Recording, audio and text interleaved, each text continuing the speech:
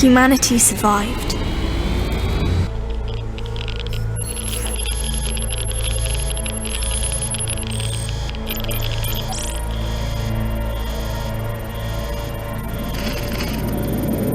Our ancestors have destroyed the world, and we had to pay the price.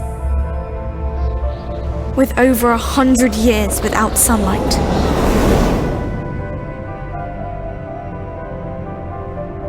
but we have prepared ourselves for our chance to make things right.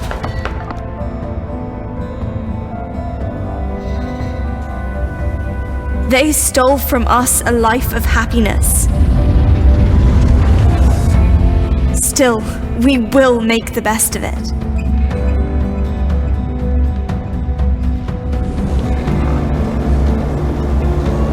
Even though Mother Earth is grim and tainted, we have managed to survive. And we will keep surviving.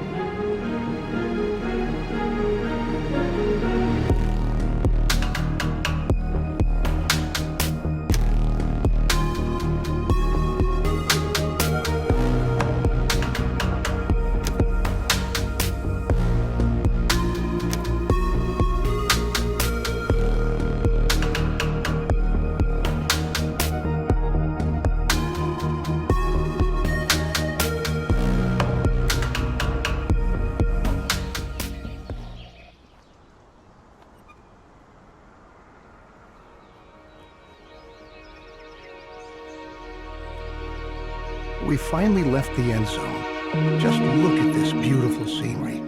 It's marvelous, even though it's a bit different from what we had pictured. We were able to secure a few basic resources and are storing them in our bus. I'm glad we prepared ourselves well for this kind of scenario, especially since our inventories in the Endzone ran low. Don't forget that if you need additional information, you can look at our survival guide at any time.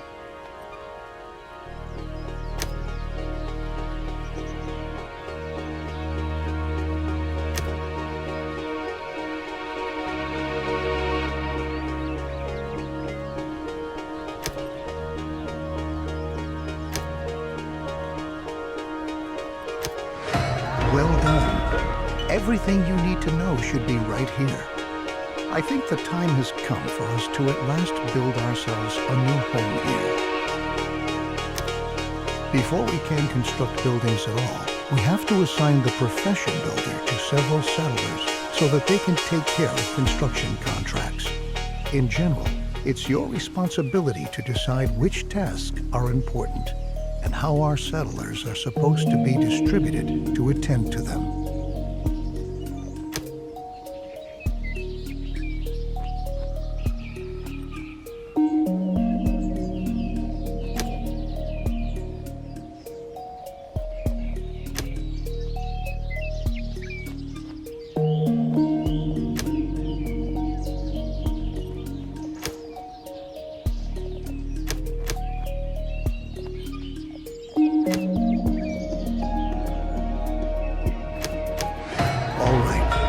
Your builders will be ready as soon as construction contracts have been issued. It's time to start focusing on our key and most basic need, water. The first thing we ought to do is to establish a working water supply. So we'll move on to our first construction contract. Place and build a jetty by a lake in the vicinity of your town center.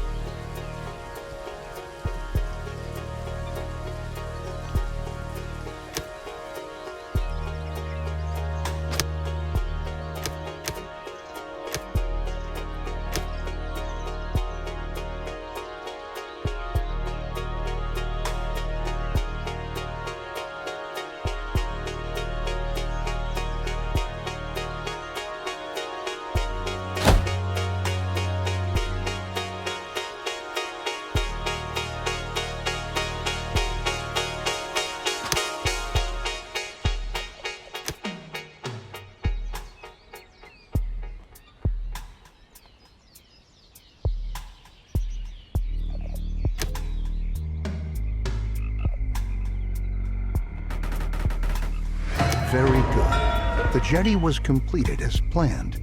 Now we have a place where we can collect water. There are other possibilities to gather water too, but the jetty is the simplest and most cost-effective method. We can obtain and store water from different sources, like a jetty, rain collector, or well in the cistern. The cistern should always be in close proximity to a water source, so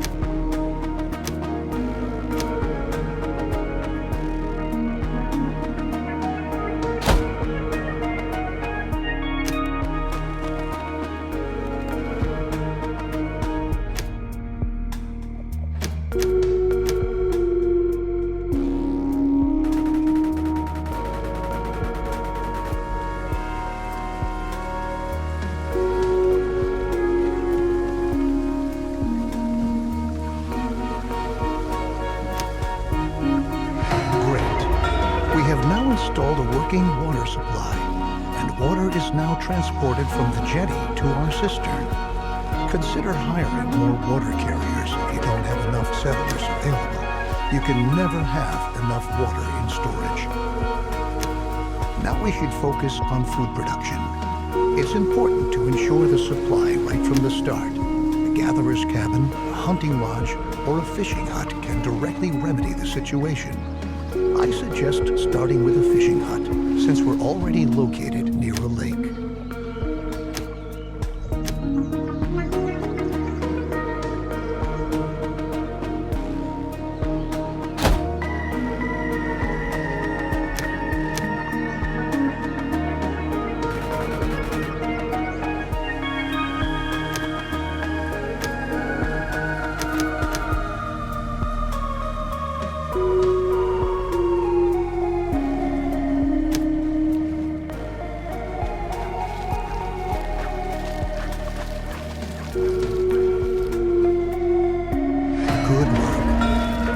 Taken care of our basic supply via food and water.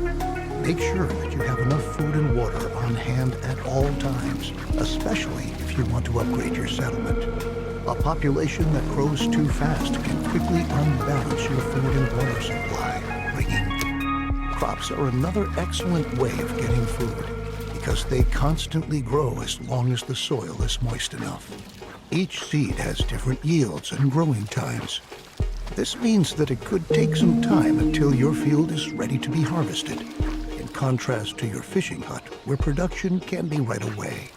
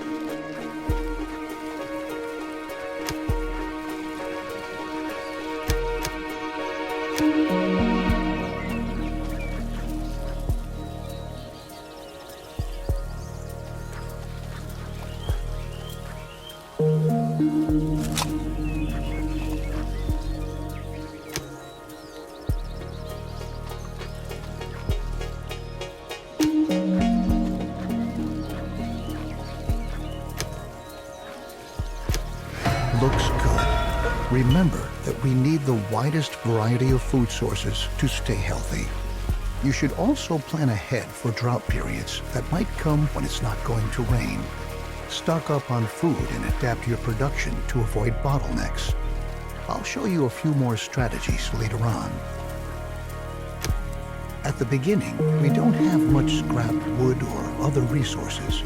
We could build a production building, but to obtain resources as fast as possible, it's best that we start gathering right away. Assign a Gather All Resources task. All the settlers who haven't been assigned any profession by you are going to accept these kinds of tasks. In addition, settlers distribute resources within your settlement.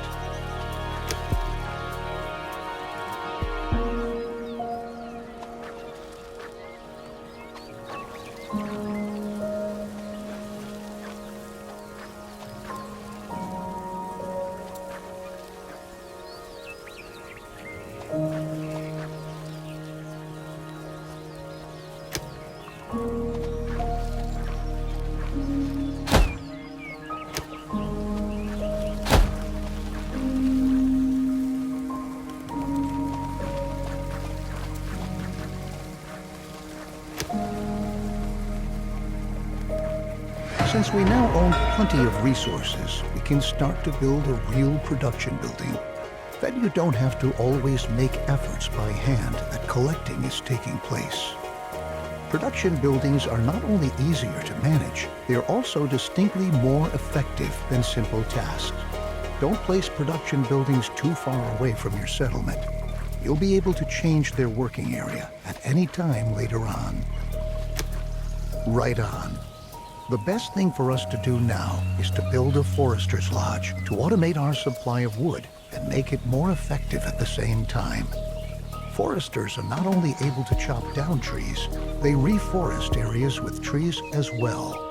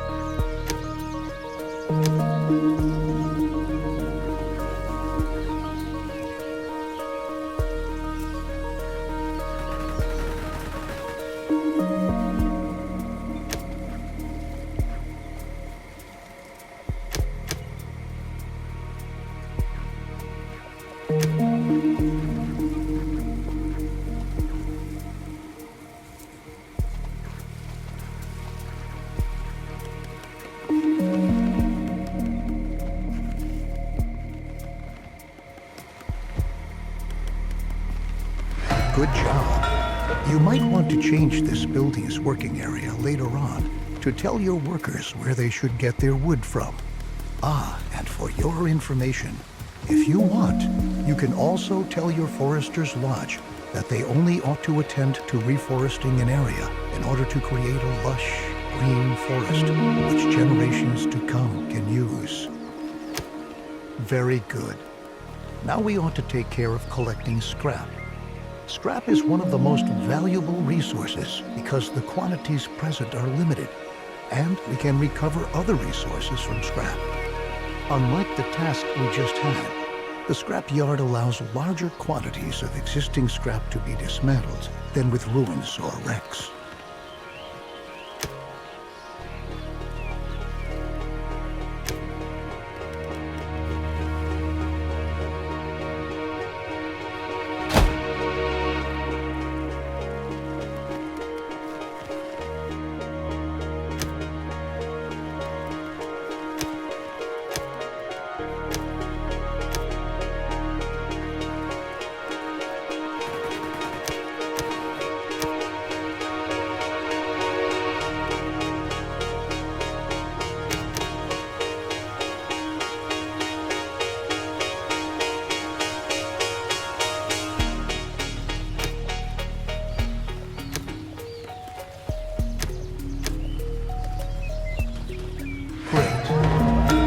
Change the working area for the scrapyard, too.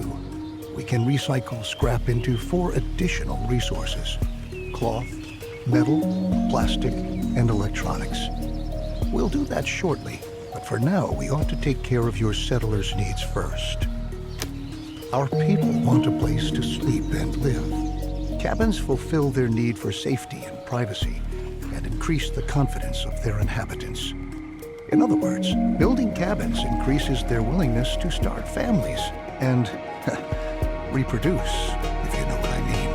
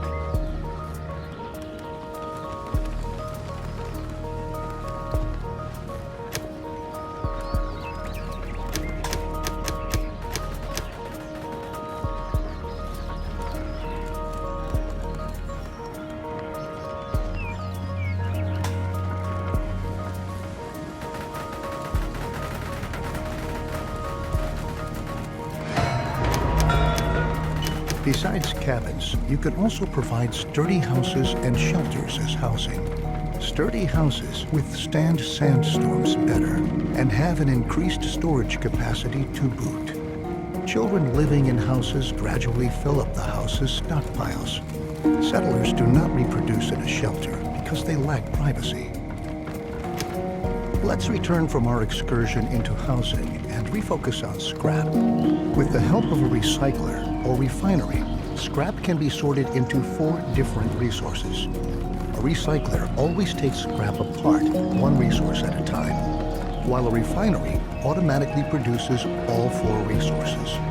To start off, you should build a recycler and produce cloth.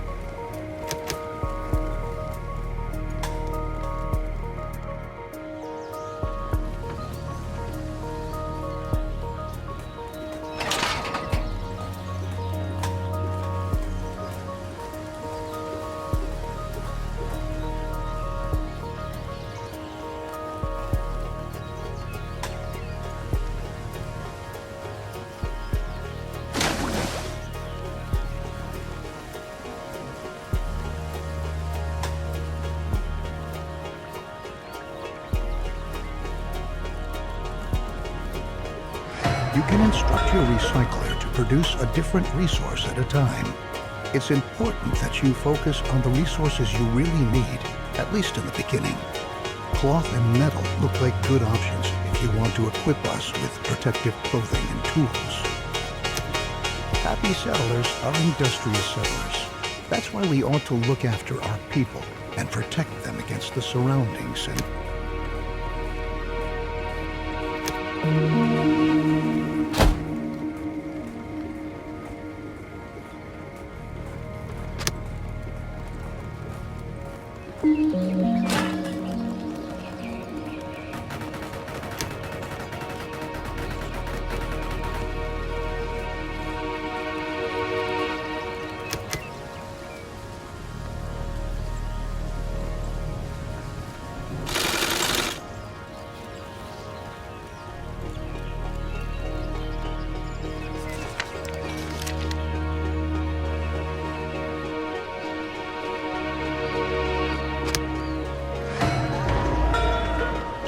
we categorize environmental radiation into 4 levels: no radiation, low level, medium level, and high level radiation. The radiation changes constantly and is influenced by weather and contaminated rain. Protective clothing helps to protect us against this kind of radiation, but it takes a while before it's produced. And production life.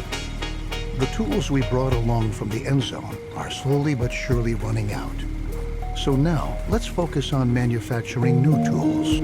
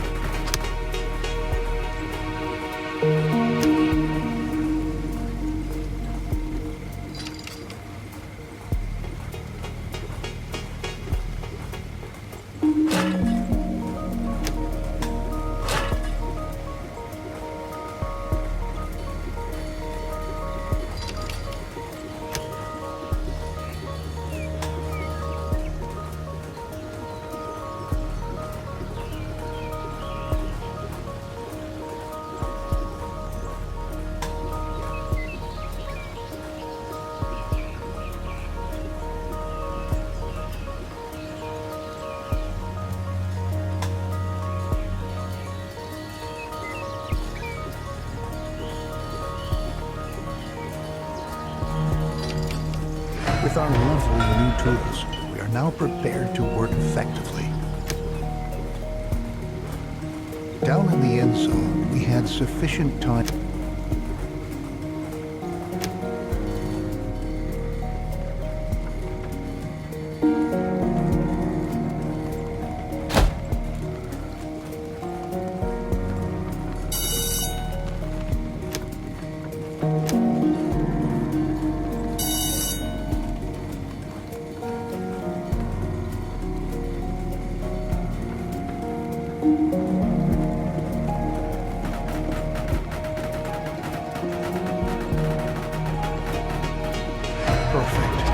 Besides the fact that educated children work more effectively, we'll also teach them to be more careful with their protective clothing. Now that our population is starting to grow, we ought to again turn our attention to the topic of food production. We are already accumulating fish and tilling our fields. Our gatherer's cabin will now enable us to gather mushrooms and berries.